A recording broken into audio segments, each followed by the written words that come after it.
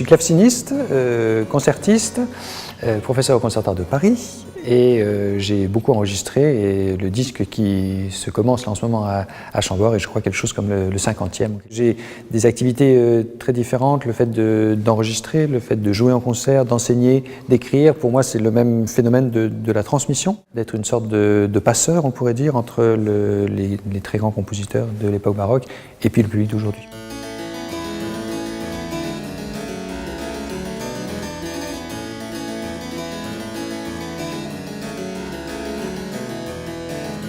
Le clavecin, c'est un instrument que les gens connaissent mal et c'est vrai qu'à la fois c'est important de jouer pour des publics qui connaissent bien cet instrument, mais aussi pour des publics, aller vers des publics qui éventuellement ne connaîtraient pas assez bien le pouvoir incroyablement expressif de cet instrument.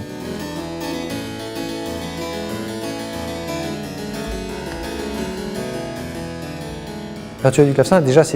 l'époque, c'est un répertoire assez précis entre fin XVIe siècle, XVIIIe siècle, XVIIe, XVIIIe siècle, ce qu'on appelle le grand siècle, puis le siècle des Lumières, et toute la période contemporaine, bien sûr. Donc, le clavecin n'a pratiquement jamais été joué à l'époque romantique. Donc, en dehors de la différence de son, puisqu'on a des cordes pincées par rapport à un orgue ou à un piano, c'est aussi une différence de façon de concevoir le répertoire.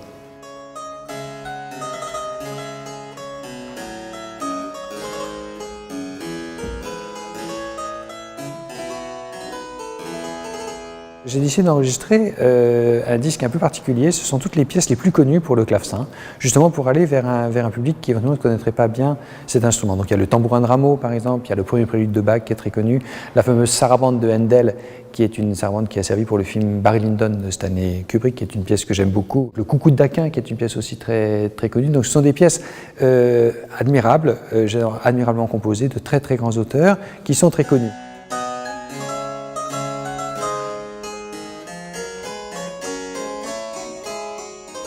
Le claveciniste doit être un peu, avoir ce qu'on appelle une main caméléon, dans le sens qu'on joue des instruments qui sont en rapport avec le répertoire précis. Là, je joue de la musique anglaise, fin 16e, début 17e, donc c'est un clavecin flamand, tout début 17e, parce qu'il y avait beaucoup de clavecins flamands en Angleterre, un clavecin italien pour Frescobaldi et Scarlatti, un clavecin français pour Couperin et Rameau, et un clavecin allemand proche de l'entourage de Bach, enfin une copie d'un instrument allemand